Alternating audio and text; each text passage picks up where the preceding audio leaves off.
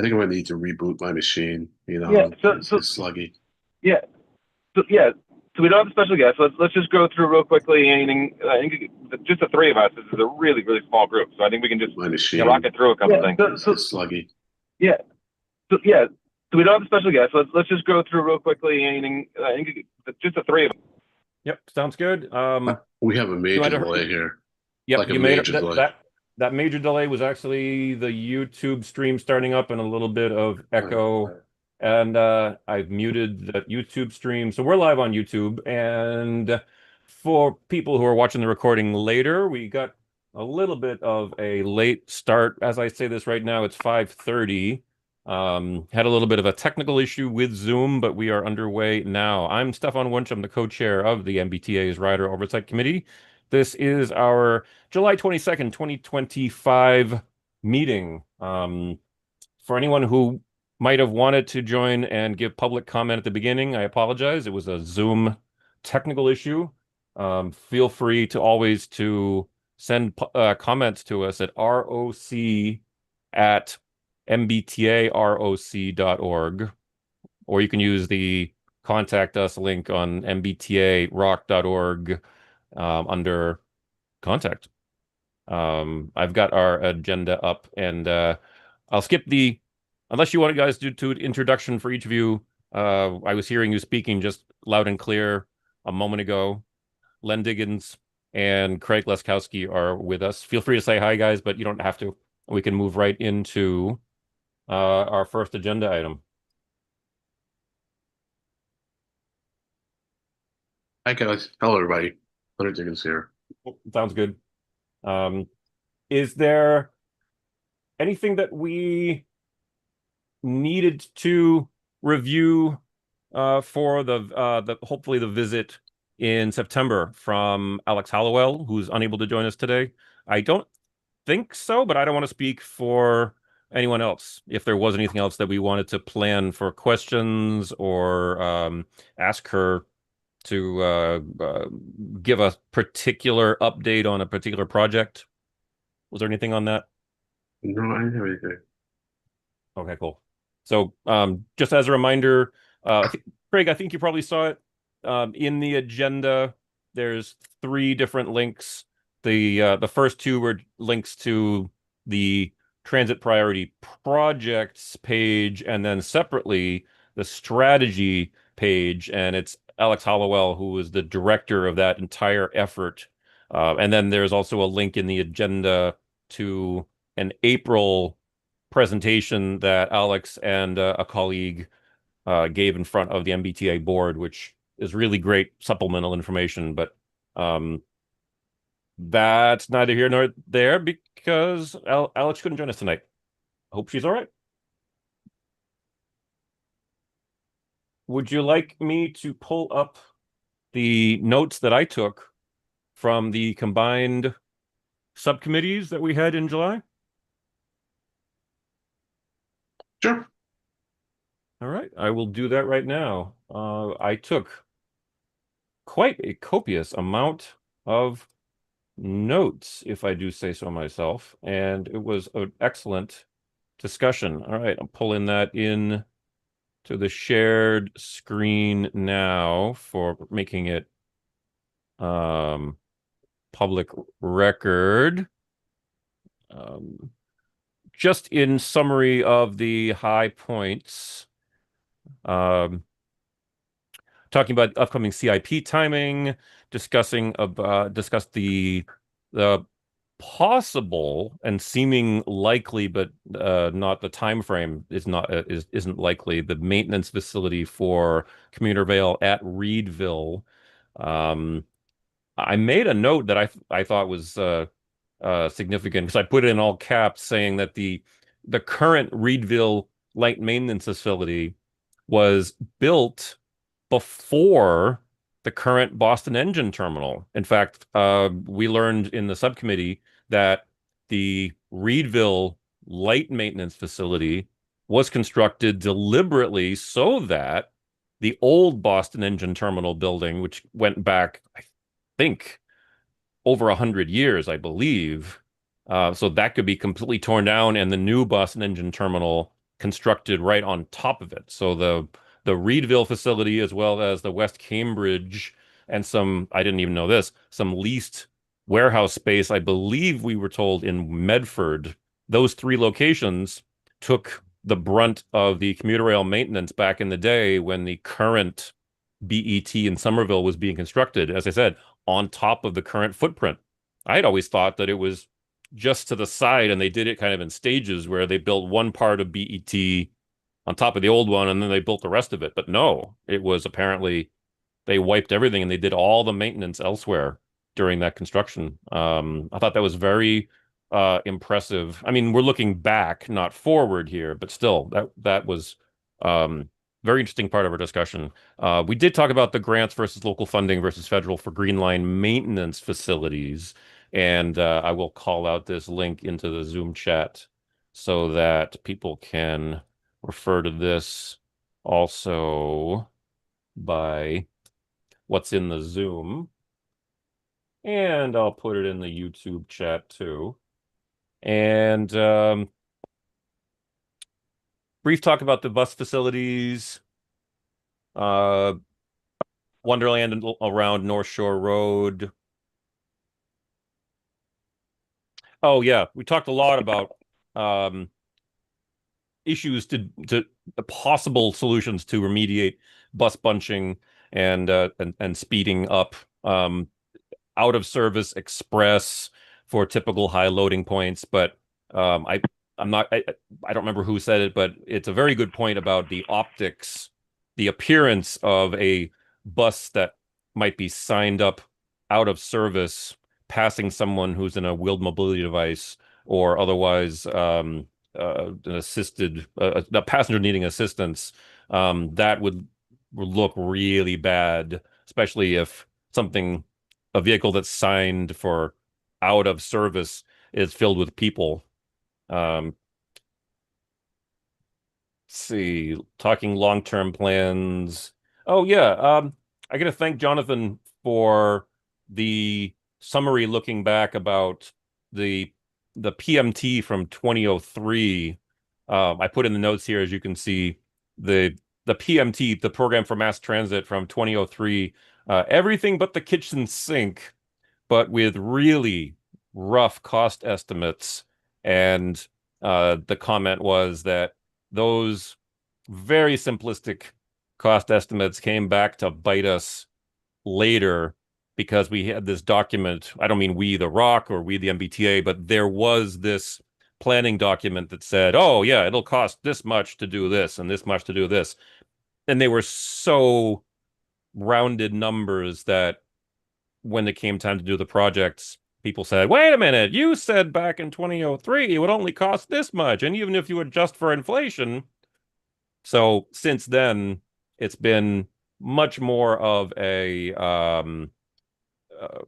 putting into PMTs what's actually going to happen instead of just everything that might possibly happen with estimates that might be just so rounded as to be useless or even harmful. Len, Craig, did I summarize that well verbally? I hope I did just now. Yes. Excellent.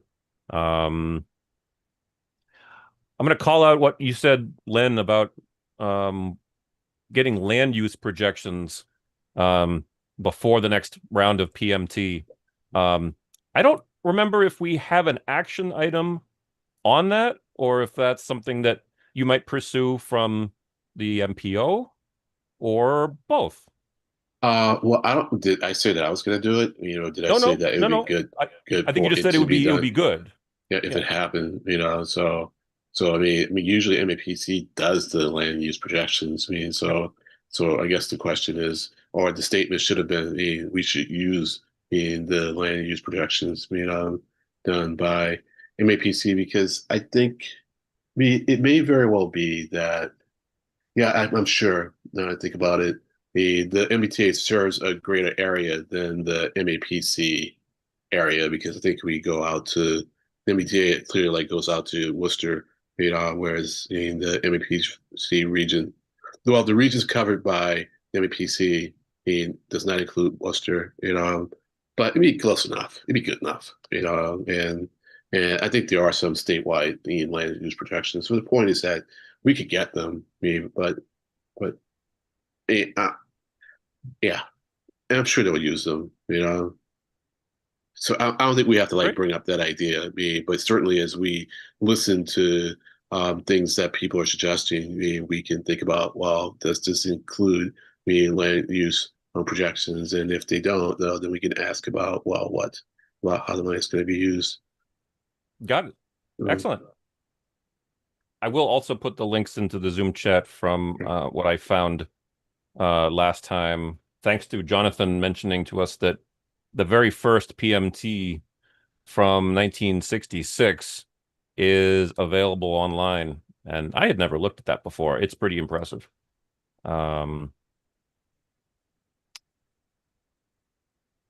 And then, oh, yeah, finally, the data for the rider census is up.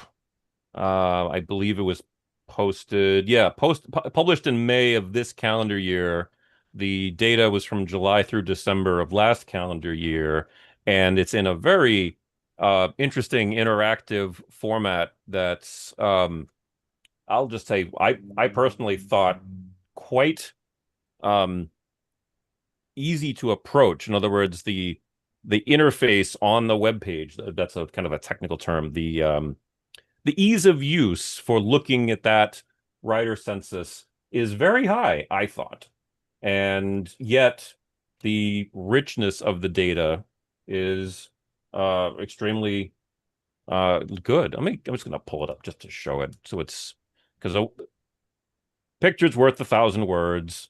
So a rider census for what line? I'll make this a little bit bigger. So case in point, what do we want to see? I'll just pick, how about the 111 bus? Click, there it is.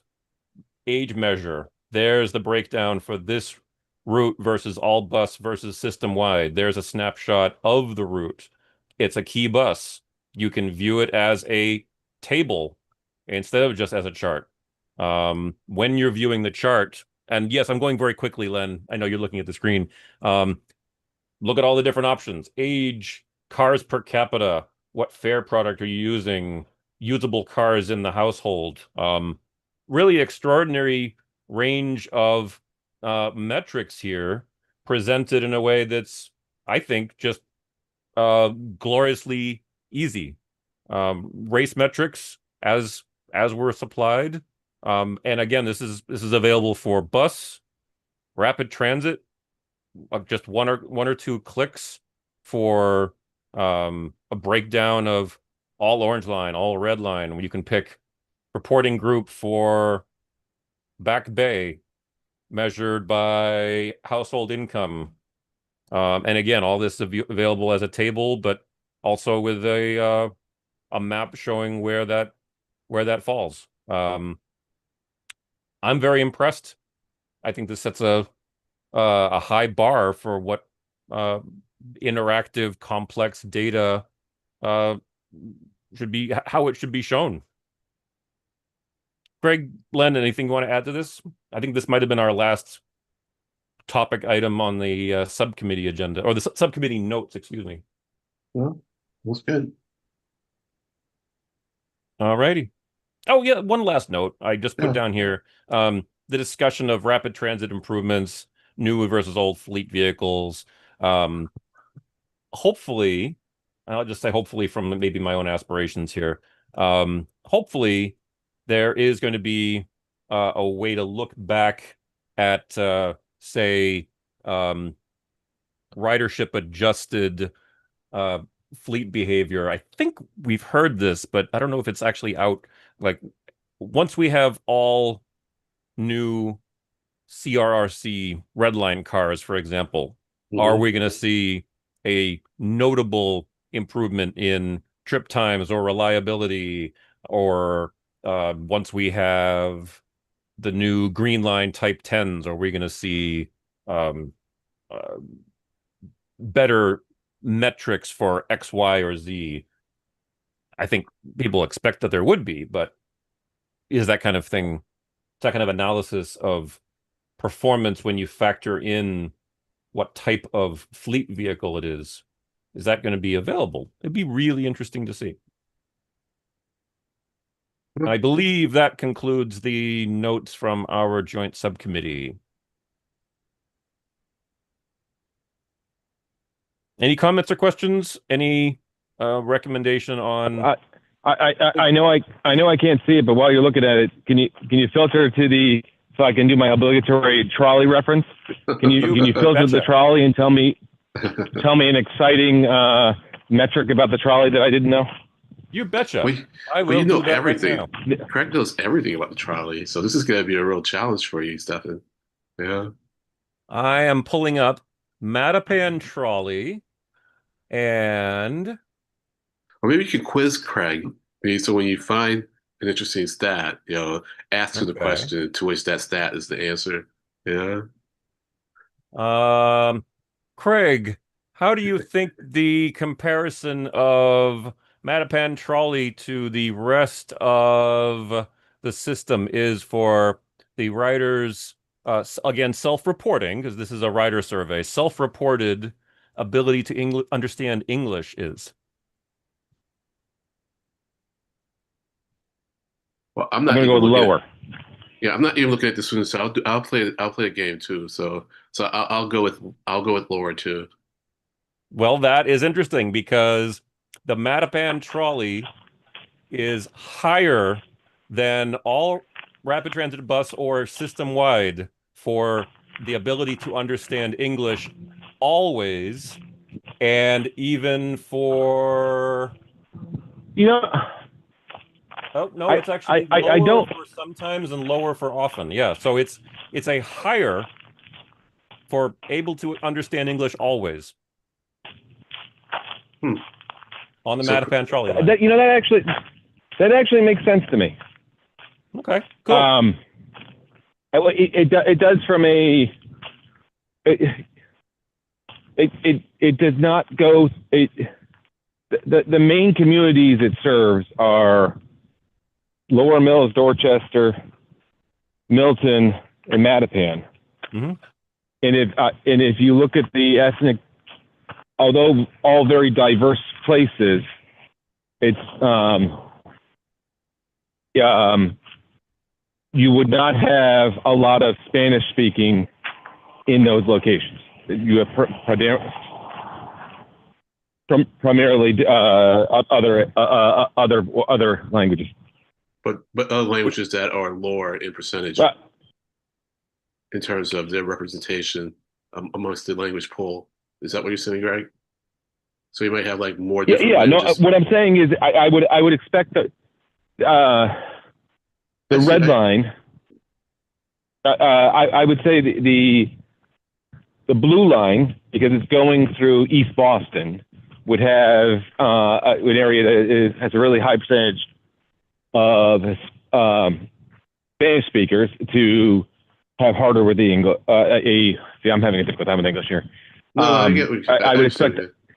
Whereas when you're talking about Mattapan, Dorchester, and Milton, you're talking about a predominantly black and white, but not brown community. Yeah, gotcha. So let's do. Can you pull up the income? Yep. Metric. Yep. Craig, do you want to make any guess about how the Mattapan trolley line compares for the rest of the system? For example, for the 30% to 60% of area median income. In other words, for people that fall within the 30 to 60% of the area's median, how do you think that compares to the rest of the system? Oh, what's that? Underrepresented. I think it's under the median as well, and I think it's an interesting question, right? Because you go through essentially Lower Mills, Dorchester is a pretty middle class area. Then you go into Milton, which you could describe as more affluent, and then you go into Mattapan, which is definitely a more of an economic justice community. And I think I think the majority of riders are coming from Mattapan, so I would think that drags the whole average down.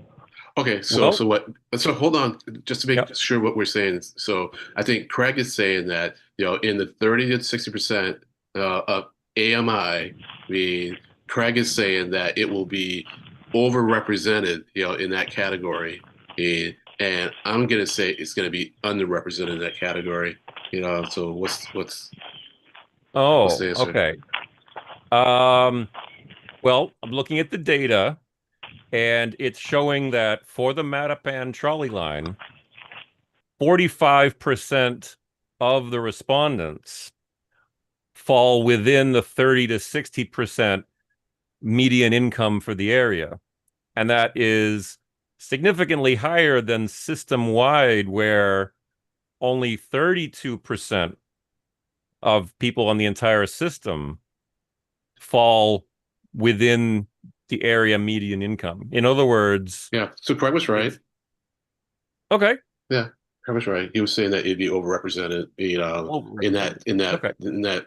in that range of AMI, 30-60% AMI, and he was saying that most of the riders coming from Mattapan, which is an EJ community, so I mean, far be it for me to argue with Craig, who knows ridership on that line, so there you go. Good point. Yep. Yeah. And I'm glad that you said that, because I wasn't interpreting this correctly. Yeah. And well, that's interesting. The guessing game's fun, but the interesting thing is we're learning about this is forcing us to deep dive into the actual statistics, and the wording on them can be a little bit tricky. Yeah. They're hard to. Absolutely right. Yeah. Yeah. Yeah. And there's also a number, by the way, for number of cars per capita, and it on the Mattapan trolley line, it is a higher percentage from the system-wide average is 42% of riders across the whole system have no vehicle, or rather I should say it's 0 vehicles per capita, meaning no cars in that per capita number. And then on the Mattapan trolley line, it's 49%. So more people have 0 cars per capita in that area. Right. And it's also higher, the Mattapan trolley line, for people whose car per capita falls between 0 and 0.5, which, if I understand it right, a per capita of 0.5, right, is 2 people, 1 car, right? Yes. Correct. Okay. So it's 32% of people in the Mattapan trolley have up to 2 people, 1 car, but the system-wide average is only 29%. Not a big difference there, but well, interestingly, I have the extent to which I've been exposed to these kind of statistics, I've come to the conclusion that lower income people often, have households with a car, than some higher income households, so because not having a car, is a lot of cases is a luxury, and so sometimes lower income people just have to have a car in order to get to jobs that aren't necessarily accessible by transit. I think it varies a lot in terms of what community you're talking about too. Like I think what you're saying makes sense. Like we're talking about somebody living in the Back Bay, that they may not have a car because they don't need to, because they Uber to the airport or whatever things they're doing. Right. Partly, it'd be interesting to match your theory up against proximity to the core, I think that's I would bet that's a bigger factor than anything else. Right.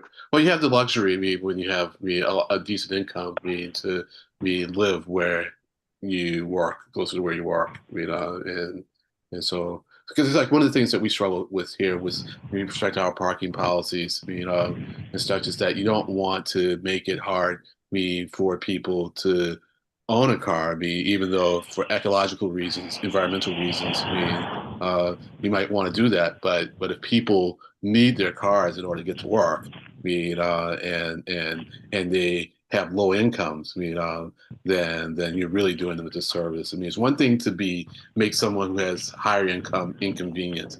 It's another thing, to make it impossible for someone, who has low income. So you need to be worry about because if transit's not going where they need to go, then they really need their car. Yep. I just noticed something also I think is worth calling out. The rate of use, meaning the number of days per week that the Mattapan trolley line is used by these riders surveyed, is pretty comparable to the frequency per week of use across the whole system. So in other words, not a big variance, at least to my eye, of how many days a week are you using the T. But when I switch that to what fare product is being used, there's a big difference. It's a lot fewer people on the Mattapan trolley who are paying by monthly pass, even though the frequency of number of days per week that they're using the system is pretty comparable to the rest of the T system. I just noticed that. Hmm. Well, I think that goes to show you that a lot of people use it for every day going to the grocery store. They don't think of it as like a commuter vehicle. And I think the other piece of it is that's impossible to explain with it is the fare boxes are not always active. It's a little bit of a subculture down here. So I would take any fare related statistics with a grain of salt. Oh, interesting. Ooh, that's a rich statement, and I'd love to pursue it, but maybe not, in this meeting, maybe in a subcommittee meeting. I'd like to understand more what you. It goes back to. I'll leave it there. We'll talk about it in a second. Yeah. Like it goes back to the history of the line being free for a very, very long time. Right. But this is from people self-reporting. I don't believe this is coming from any farebox data. I believe this is entirely from the responses to the survey.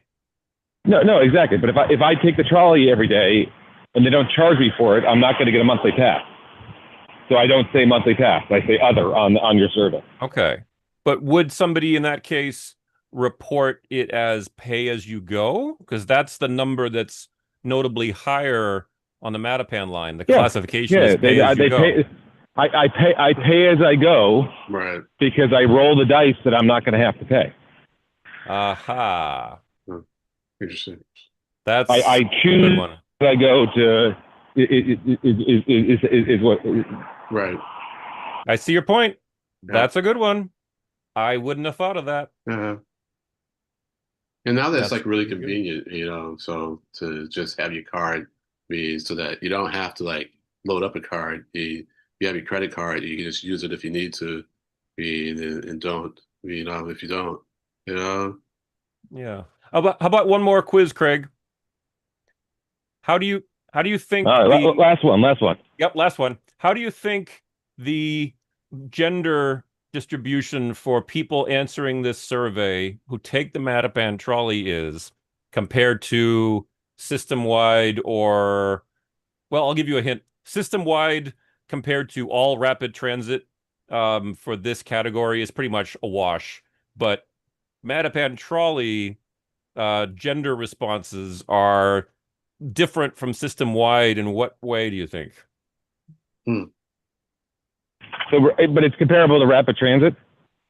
In this case, system-wide versus all rapid transit was comparable. In other words, Right. basically the Uh, same number of Uh, people uh, answered the survey just about rapid okay, transit as well as like including but all bus, but on the the Mattapan trolley Mattapan line, was different, huh? yeah. yes. More guys, I mean, or I, well, I guess we're just going to do a male-female split. We're not going to. We'll just do two genders at this point, you know. So I'm Yeah. not going to even touch this one, just because I have no experience at all. So I'm going to defer to Greg on this one. Greg on this one. No, well, it's a hard one to guess on because are you basing it on are you basing it on ridership and assuming that the response rates match ridership, or are you basing it on uh, uh, Survey. Res stereotypes behavior of dynamics? What's the survey I don't know. respondents? I mean, it's the respondents who are Right, reporting but the what gender. I could say is you could start to say you could start. I don't know. I'll leave it at that. What's the answer? The I answer think. is it's actually about split down the middle on the Mattapan Yeah. line for male versus female respondents, but system wide, it's 56% of respondents were female and only 42% identified as male. Oh, So it's much more oh, swung towards female identified respondents system wide, but it's basically right down the middle yeah, for gender respondents on the Mattapan Yeah. line. Well, yeah. it would be interesting if there's if you ended up to true ridership numbers. Like if you knew real true ridership genders to say how much of it is based on percent ridership and how much of it is based on just cultural or for whatever reason that Well, a female is more likely to take a survey than a male might be, or vice yeah. versa. Right, Sure. right. So I was about to say that. I think women do tend to take and respond to surveys more than Yeah. guys do. You know, and Interesting. I don't think the survey is going to control for that.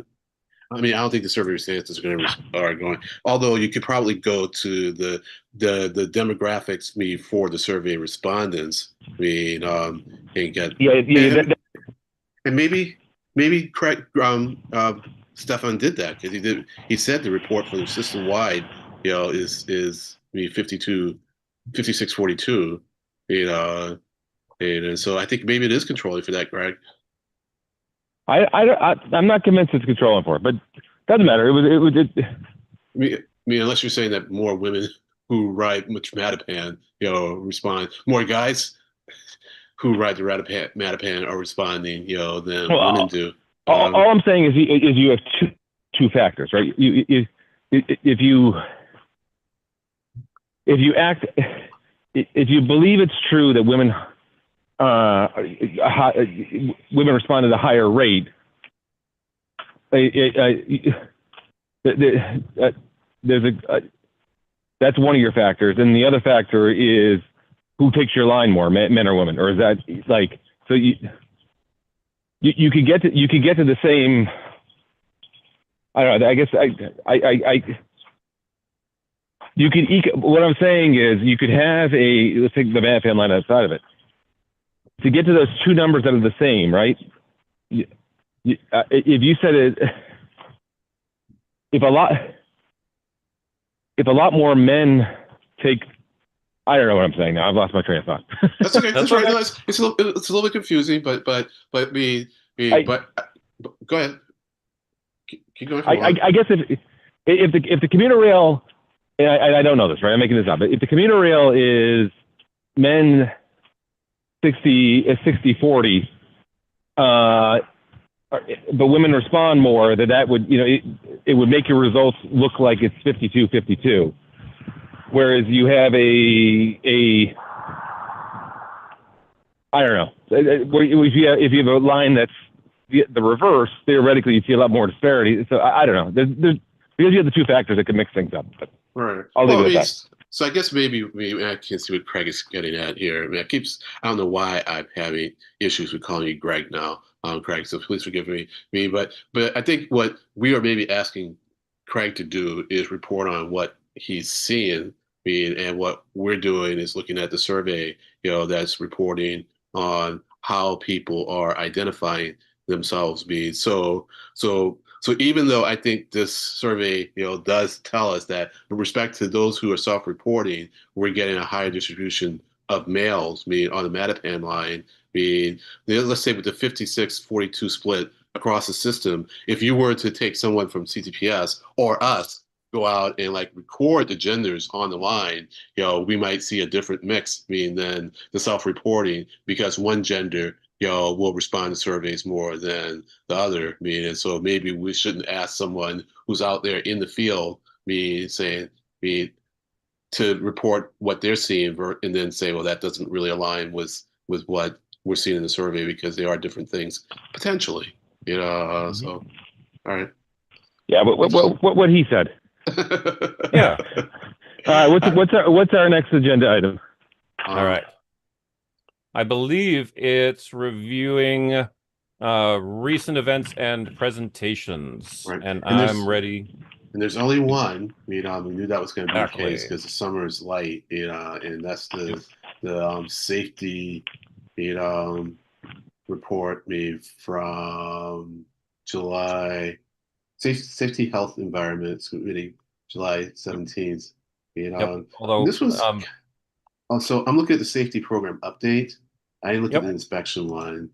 And so this was a little interesting, because, and this is just, I think I'm missing something here, but for instance, like on the slide number, oh, they're not numbered, are they?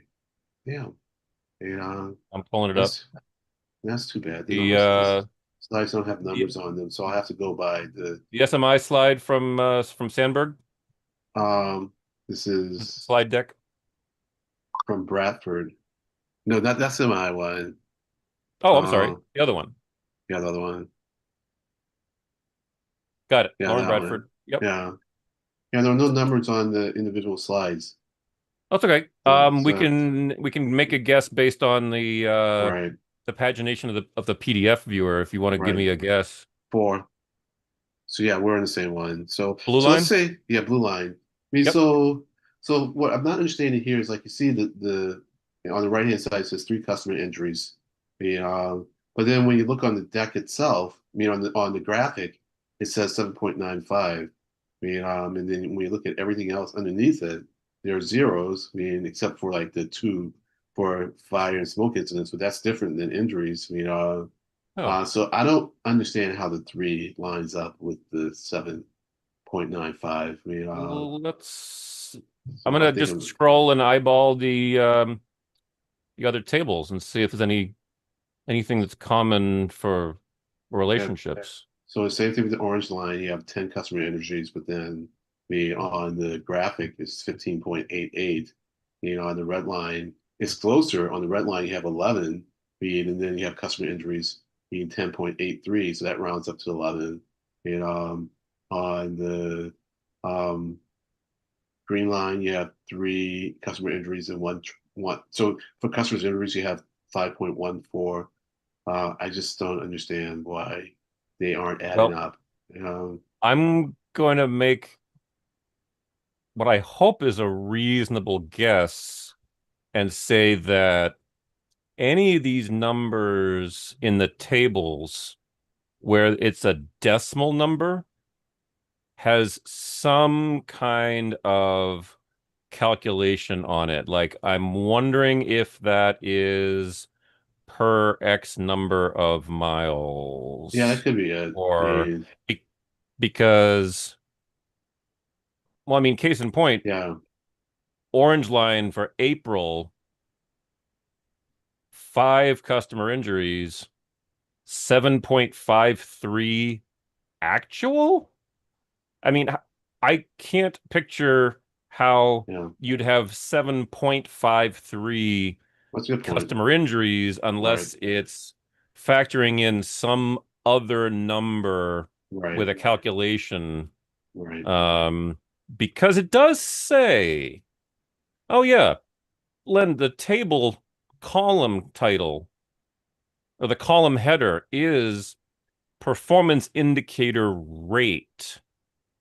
So it being called out as a rate does Yes, seem to also indicate that it's that's true. something per something. Yes, per 1 million revenue miles, at least for commuter rail. Meaning that might very well be the case, meaning for these metrics here, and I should remember that because we've been through this a number of times, Yeah. on MPO. So it's probably, the number of injuries per revenue mile, and so for 1 million revenue miles. Thanks for reminding me of that. And so I think the real take home for us, is the bulleted numbers, so Yeah. The bulleted numbers are actual, right, and then in the table it's per. Yeah, although per 1 it is million it is revenue interesting. I mean, miles. I'm literally doing a Or maybe it's 10 million. browser. But I'm sorry, I keep talking over you. I apologize. okay, I'm done. Okay, thanks. No, it's just I'm doing a browser find across this document for the word rate, RATE, and I'm finding it a little annoying. I am speaking for myself. It's a little annoying that only commuter rail and ferry specifically call out in the side of the table targets calculated as rate per 1 million revenue miles. All the rest Yeah, of the tables for red, blue, orange, green line, bus, it says it's a rate in the table header, but it doesn't call out what the yeah, rate calculation is. So that's disappointing. yeah, But I'm sure it's something similar to the per 1 million. It's probably exactly that. yeah. Although I guess I'm a little bit surprised that the ferry would be at a million too. But yeah, yeah. So we could probably find it on another slide, so I think maybe if we go back to the Yeah, same deck in June or I, I, May. I, I'm surprised in the ferry too, just because it's so fewer trips, right? Like Yeah, I think it'd be more but like I get, 100,000. So I'm yeah, going to see if I can go back to another deck, and find it. But anyways, the numbers, nothing's really popping out at me except for the reportable smoke fire incidents. So it's like there are apparently four on the green line, none on the red line, which is not what if you'd asked me where there'd be more, I'd say it'd be more on the red line, even though there are more Mhm. track, there's more track for the green line. You know, two on the orange line, two on the blue line. Uh, uh, and so yeah, and I guess the only other thing I will say is with respect to what happened to the blue line with the high profile incident. I think it's unfortunate, that we even if the low profile incidents are pretty infrequent, that they Yep. do we give such a bad reputation, to leadership, and so because I think we need to look at the stats more. It just does seem like things are a lot better, and and it's not for lack of trying, and by that I mean like the management, really is putting a big emphasis, on you know improving maintenance, and more importantly, and I've said this repeatedly, the reason management is able to do that is because the state has stepped up and provided the money, and Yes.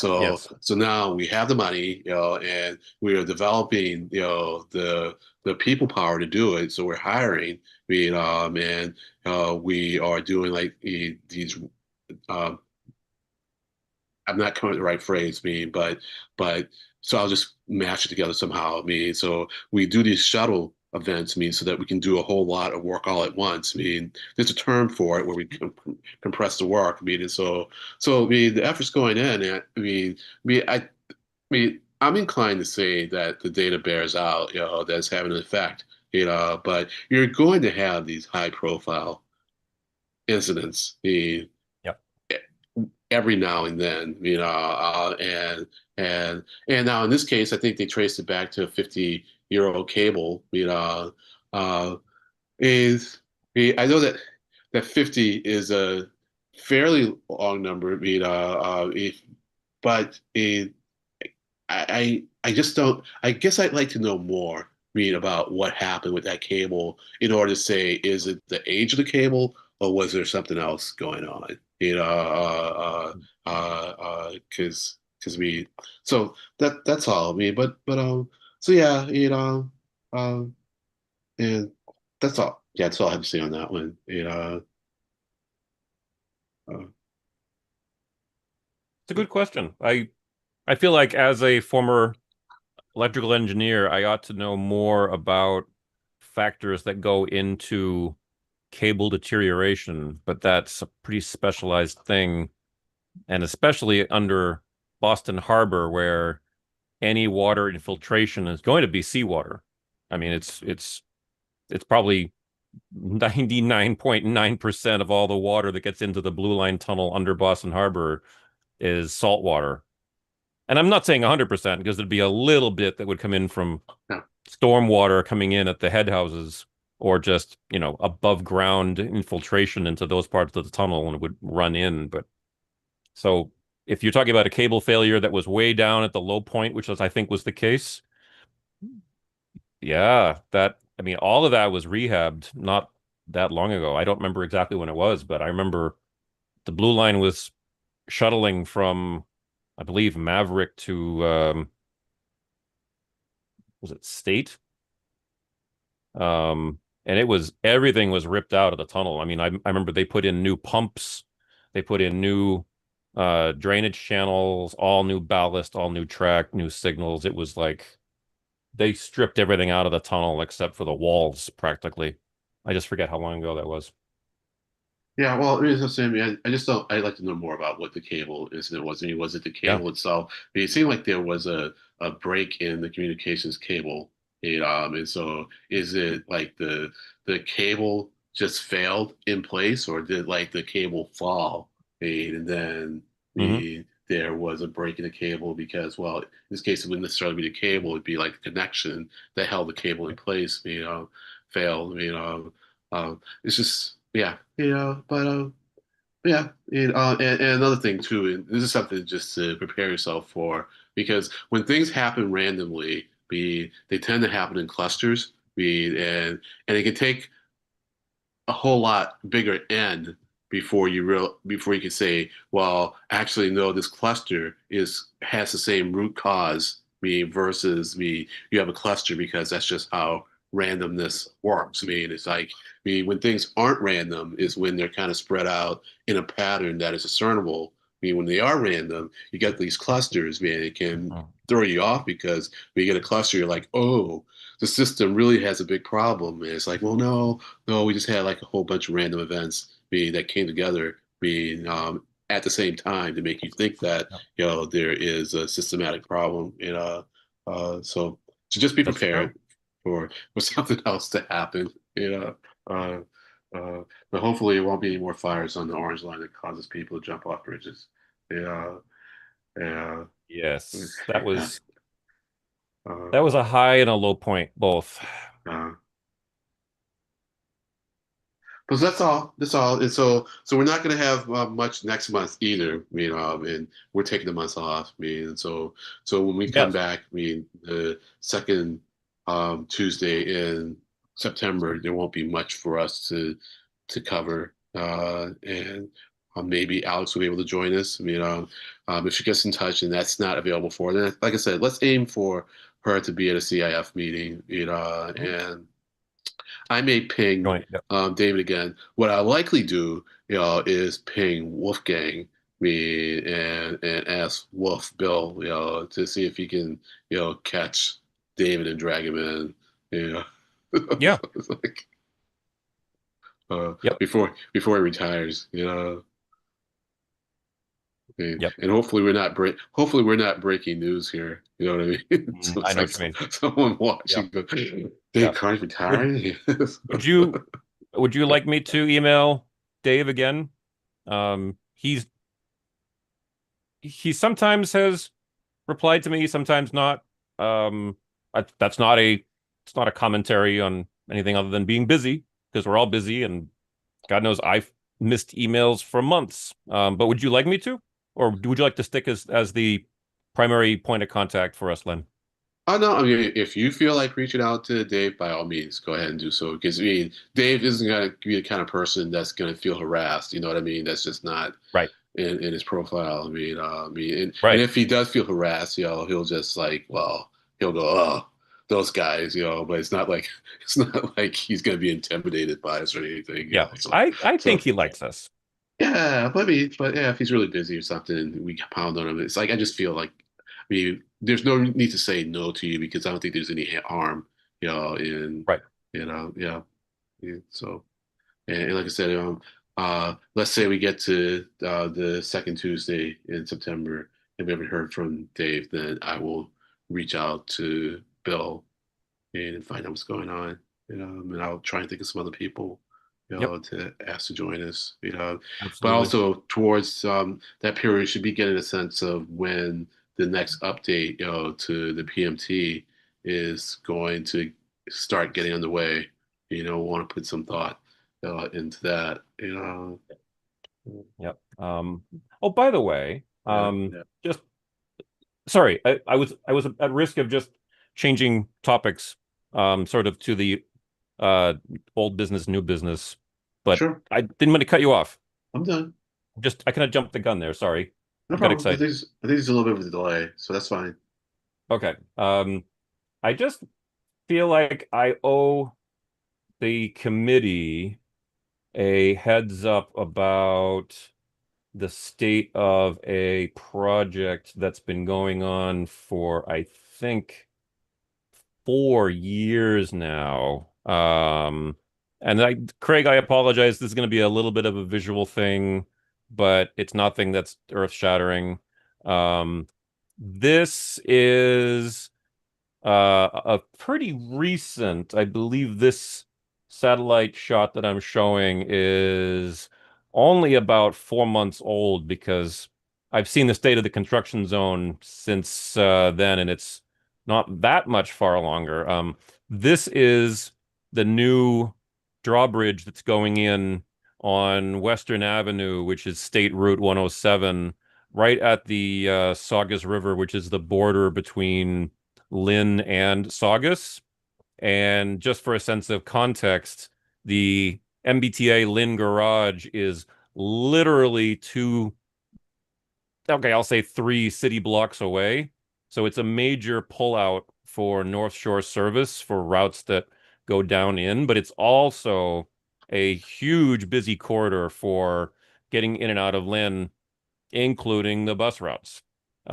This project was a complete replacement of this over 100-year-old drawbridge, and I think it might actually open before the end of this calendar year. At one point, it was not going to be until 2026, but it looks like they're redoubling their efforts. And I would really like to hear from somebody in service planning, or I don't know if there's somebody like Alex who would know about what's planned for signal priority around here. It's been quite a choke point, um, partly because of the construction, but also because of the narrow lanes on this temporary bridge. You can see, sorry, Craig, you can't see it, but the temporary drawbridge swings way out to the side.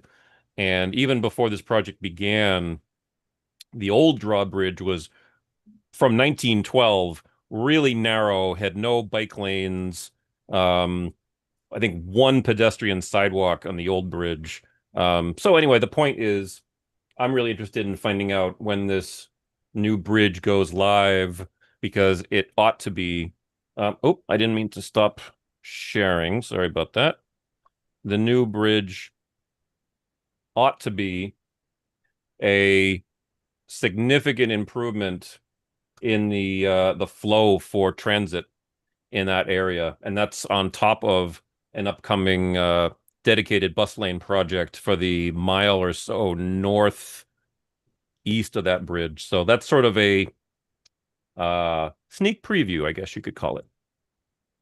Right. And I don't think I've got anything else for old or new. All right. Well, we can call it a Then are night. we at a good spot to wrap this up? I think so. I think so. Yeah. I mean, for anybody who watches the video later, apologies that we started late. Again, for any public comment, we always welcome it. Go to the website. There's a contact us on mbtaroc.org. You can also send email to roc@mbtaroc.org.